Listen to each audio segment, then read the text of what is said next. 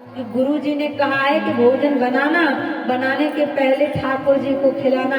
मतलब ठाकुर जी पीला पीताम्बर पहन कर आएंगे, 4-4 भुजाएं लेकर आएंगे, तिलक लगा कर आएंगे और मेरे साथ बैठकर खाएंगे और फिर जाएंगे। वो तो इतना बोला। तो भगवान भी प्राप्त किसे होते हैं कि निर्मल मन जन सो मोहि बाबा,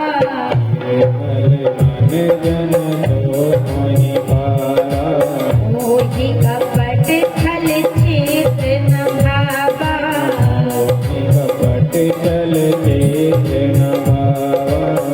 निर्मल मन जन सो मोहि बाबा, सिया राम जय राम राम।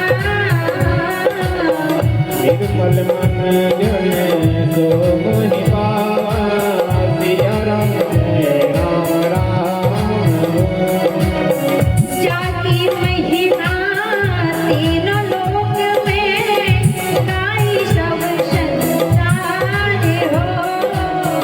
जाकी महिमा तीन लोक में, गाई सब संसार हो।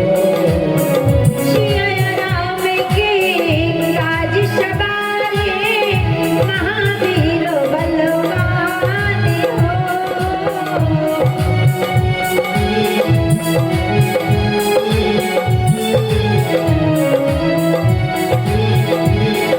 सीताराम सीताराम सीताराम सीताराम, सीताराम सीताराम सीताराम, राम सीताराम सीताराम कहियो।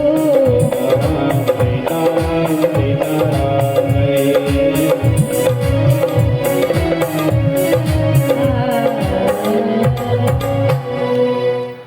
बड़े भाव के साथ भगवान कहते हैं ना, मैं उसे ही प्राप्त होता हूँ। निर्मल मन जन सो मोहि बाबा, मोहि कपट छल छिद्र न भावा।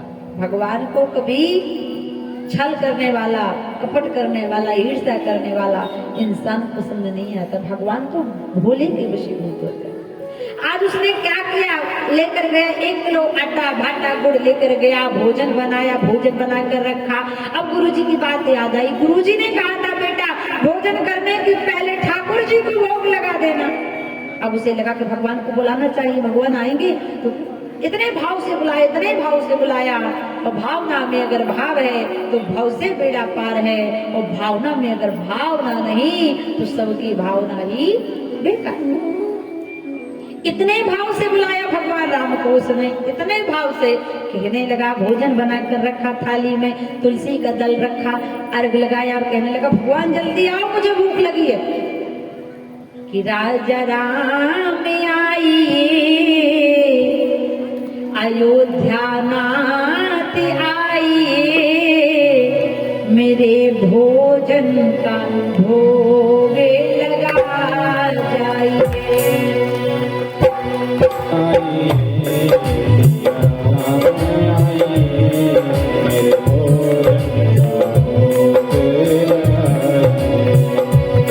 राजा राम आइए हो, अयोध्या नाथ आइए, मेरे भोजन का भोग लगाइए।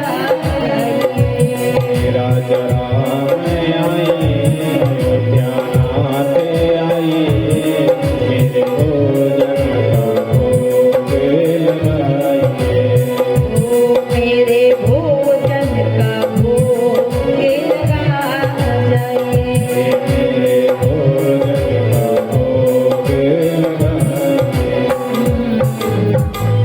कितने भाव से आज उस राम बोला भक्त ने भगवान को बुलाया, गुरु की वाणी पर विश्वास किया। कहने लगा राजा राम आइए हो, अयोध्या नाथ आइए, मेरे भोजन का भोगे लगा जाइए।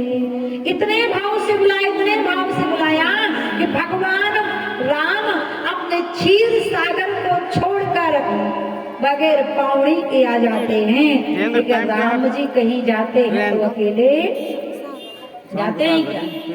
यहाँ पर भी अगर सीताराम जी आए हैं तो श्यामा बाई को साथ में लेकर आए। तो जब टाइम के लिए 5-6 साल कलयुग का इंसान बगैर धर्म पत्नी के अधूरा है, तो वो तो 5 साल बाद निकल जाते हैं। तो भगवान आए तो अकेले नहीं है, किसे लेकर आए? राम जी तो आए भक्त के बुलाने पर, लेकिन साथ में सीता माता को भी लेकर आए। अब वो राम बोला, भक्त तो सोच में पड़े, कहने लगा राम राम राम, गुरु जी तो बोल रहे थे एक भगवान आएंगे, यहाँ तो 2 हो गए। अब 1 किलो आटे में कौन कौन खाएगा? लगता है मैं भूखा ही रह जाऊंगा। बोला तो है, भगवान ने कहा भैया हम तो आ गए हैं, ठीक है कोई बात नहीं, अगर आ गए हो बुलाया तो 1 को था, लेकिन तुम तो 2 आ गए, कोई बात नहीं, चलो खा लो जितना जितना बने। अब सीता जी को खिलाया, राम जी को खिलाया। भगवान जब जाने लगे तो कहने लगा ये तो बताओ भगवान, अब अगली एकादशी को कितने लोग आओगे? भगवान ने कहा तू टेंशन मत ले, आ जाएंगे जितना को आना होगा। अब फिर अगली एकादशी करी। अब कहने लगा गुरुजी आपको आटा बढ़ाना पड़ेगा, क्योंकि वहां पर एक भगवान नहीं, वहां तो 2 आते।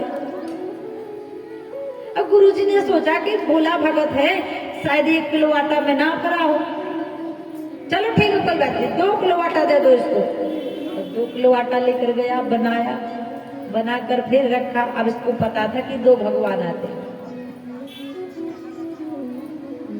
और यहाँ इस क्षेत्र की हमें बात बड़ी अच्छी लगती है कि अगर कोई कथा सुनने आता है तो अकेले नहीं आता, पत्नी को साथ में लेकर आए। केदारनाथ जी आए तो वो भी पत्नी को लेकर आए। और कहते हैं कि जहाँ कथा सुन, यहाँ की बात नहीं है, कहीं पे भी कथा सुनने जाओ तो वहां पर कभी अकेले नहीं जाना चाहिए। अगर भगवान ने सौभाग्य से आपका जोड़ा बनाया है तो कथा जब सुनने जाओ तो दोनों जोड़े के साथ जाओ। और अगर जोड़ा ही नहीं बनाया, विवाह ही नहीं हुआ, तो फिर कोई बात ही, माता पिता को लेकर जाओ, बाल बच्चों को लेकर जाओ, पड़ोसियों को लेकर जाओ। लेकिन अगर विवाह हो गया तो भले 1 घड़ी के लिए जाओ, लेकिन धर्म रूपी पत्नी को साथ लेकर जाना।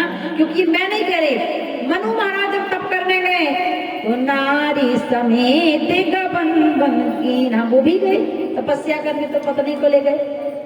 एक बार त्रेता युग में शंभु गए, कुंभज सिपाही तो संग सती जग जननी, भोलेनाथ गए तो वो भी अपनी पत्नी को लेकर गए।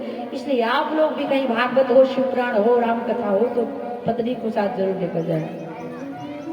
यहाँ पर भगवान भी पत्नी को लेकर आए, लेकिन जब अगली बार उसने भगवान को बुलाया तो इतने भाव से बुलाया कि राम जी तो आए, सीता जी भी आई और साथ में लक्ष्मण जी भी आ गए। अब तो कहने लगा राम राम राम, ये तो बड़ी विचित्र बात है, भगवान को बुलाओ तो 2 आते हैं, 2 को बुलाओ तो 3 आते हैं। अब उसे मालूम था कि 2 आते हैं, तो उसने कहा राजा राम आइए, सीता राम आइए। और जब सीता राम को बुलाया तो लक्ष्मण जी भी आ गए। कहने लगा राम राम, ये तो 3 भगवान हो गए, लगता है मैं भूखों मर जाऊंगा। ठीक है थोड़ा थोड़ा खाइए। अब भगवान राम लक्ष्मण जानकी जब जाने लगे तो चरणों को पकड़ लेता है, कहता है हे भगवान अब ये तो बता दो अगली एकादशी को कितने आओगे? भगवान ने कहा हम बताएंगे नहीं, हम तो आ जाएंगे। अब ठीक है, अब गया, अगली एकादशी फिर पड़ी। फिर कहा गुरु महाराज मैं 2 किलो आटा लेकर नहीं जाऊंगा, मैं भूखों मर जाता हूँ एकादशी को। अब तो आपको 5 किलो आटा लेना पड़ेगा, क्योंकि वहां 1 नहीं 2 नहीं 3 भगवान आते हैं, कम से कम 8-8 पूरी तो खाई जाती है। गुरु महाराज ने सोचा शायद भूखा रह गया हो, भाई कोई बात नहीं, दे 2 किलो 5 किलो लेकर गए। अब इसे मालूम था राम जी आते हैं, सीता जी आती हैं, लक्ष्मण जी, बनाया रखा, इतने भाव से बुलाया। कहने लगा कि राजा राम आइए, सीता राम आइए, लक्ष्मण राम आइए, मेरे भोजन का भोग लगा जाइए।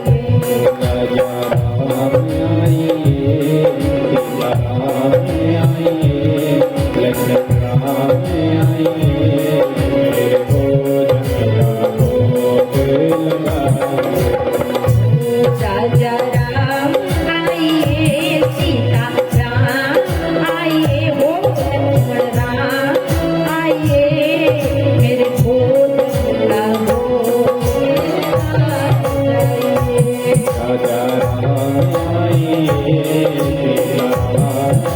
लक्ष्मण राम आइए मेरे भोजन का भोग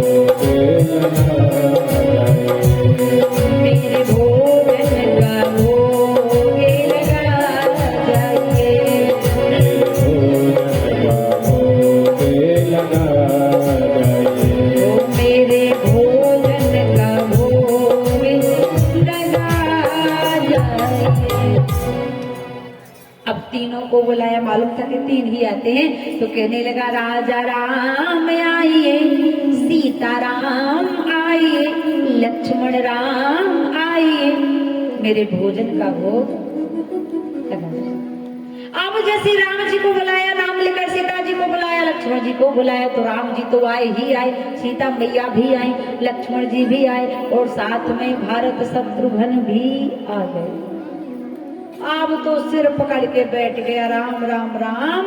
गुरु जी ने कहा एक आएंगे, ले तो ये हर एकादशी को एक एक बढ़ते, वो अब तो दो बढ़ गए, एक को बुलाओ तो दो, दो को बुलाओ तो चार, अब तो ये पूरे 5 हो गए।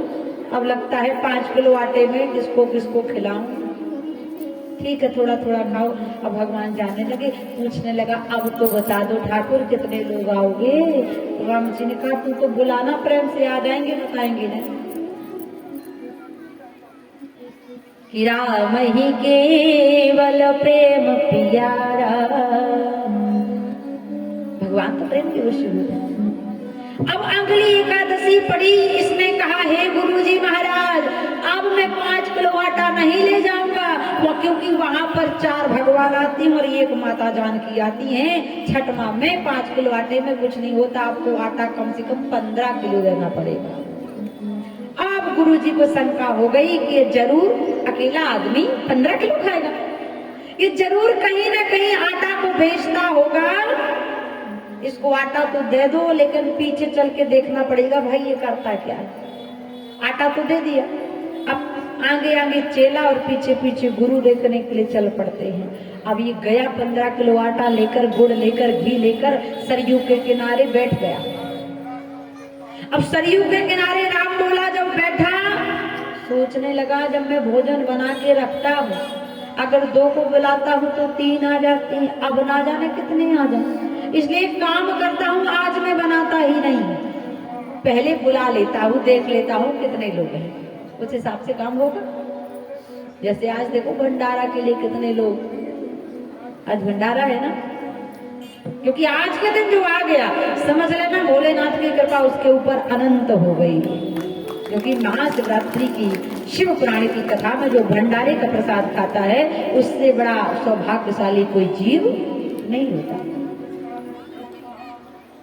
अब इसने क्या किया, पहले रख लिया, सामान्य भोजन नहीं बनाया, भगवान को बुलाने लगा और जैसे ही बुलाया तो भगवान तो प्रकट हो गए भाव के वश में। फिर बुलाया, भोजन नहीं बनाया, कच्चा आटा रखा है, बाटा रखा है, बुलाने लगा कि राजा राम आइए हो, सीता राम आइए, लक्ष्मण राम आइए, भरत शत्रुघ्न आइए, मेरे भोजन का भोग लगा जाइए।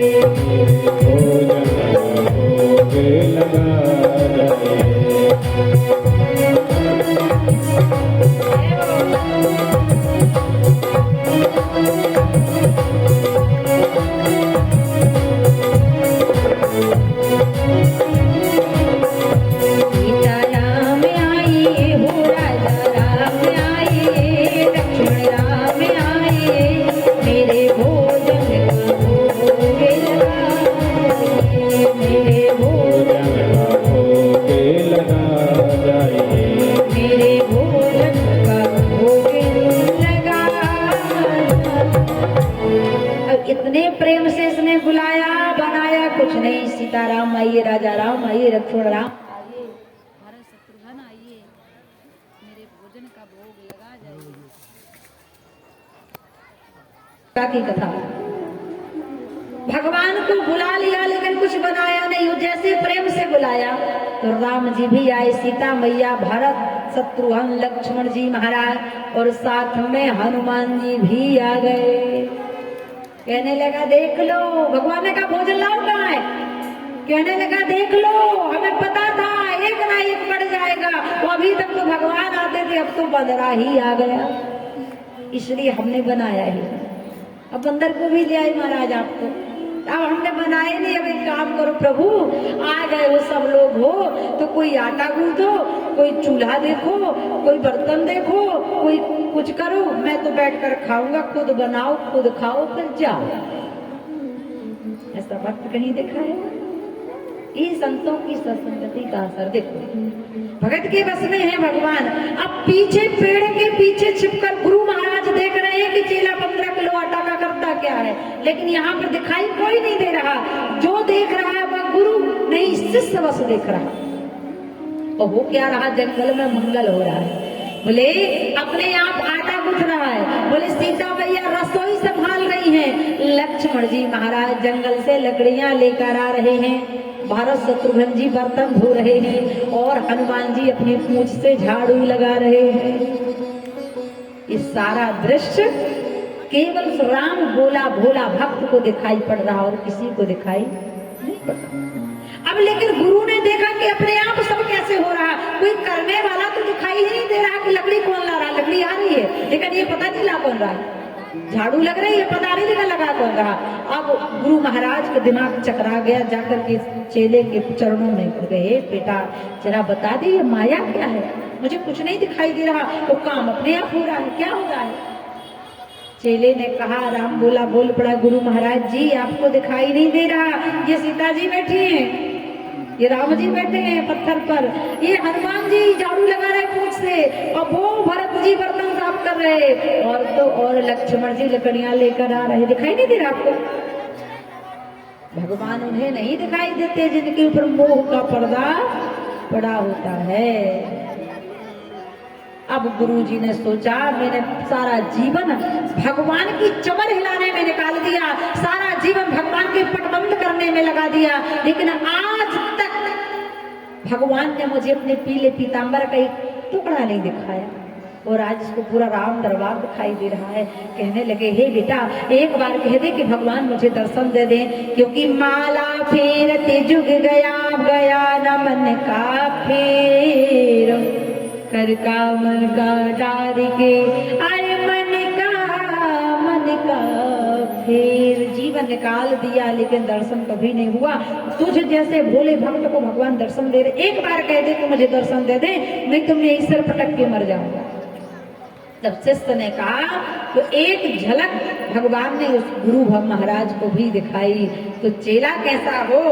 बोले शिष्य ऐसा चाहिए जो गुरु को सर्वस दे, और गुरु ऐसा चाहिए जो शिष्यों से नहीं ले, ऐसा गुरु और शिष्य का नाता ना हो। बोले कैसा? कि लोभी गुरु लालची चेला, दोनों नराग में ठेलम ठेला, प्रथम भगति संतन कर संगा। ये प्रथम भगति संतन कर, भगवान ने कहा हे उमा